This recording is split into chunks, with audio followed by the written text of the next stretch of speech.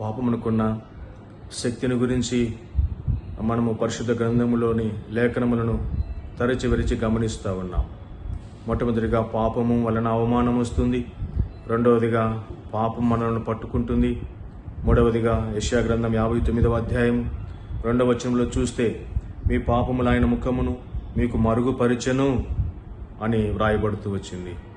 మనము విస్తారంగా కన్నీటితో ఉపవాసంతో ప్రార్థన చేస్తున్నాం, కానీ ప్రార్థనకు జవాబు రావడం లేదు. ఆరోగ్యం కొరకే ప్రార్థన చేస్తున్నాం, ఇంకా అనారోగ్యంలోనూ ఉన్నాము. అప్పులు తీరాలని ప్రార్థన చేస్తున్నాం, అప్పులు ఇంకా కఠినంగా అవుతున్నాయి. వడ్డీలు కట్టలేని పరిస్థితిలో ఉన్నాం. పిల్లల భవిష్యత్తు కొరకే ప్రార్థన చేస్తుంటున్నాం, కానీ వారి భవిష్యత్తు అక్కడే ఉంది. పిల్లల ఉద్యోగము కొరకే ప్రార్థన చేస్తుంటున్నాం, కానీ వారికి ఇంకా ఎన్నో ఇంటర్వ్యూలు వెళ్తున్న ఉద్యోగం రావడం లేదు.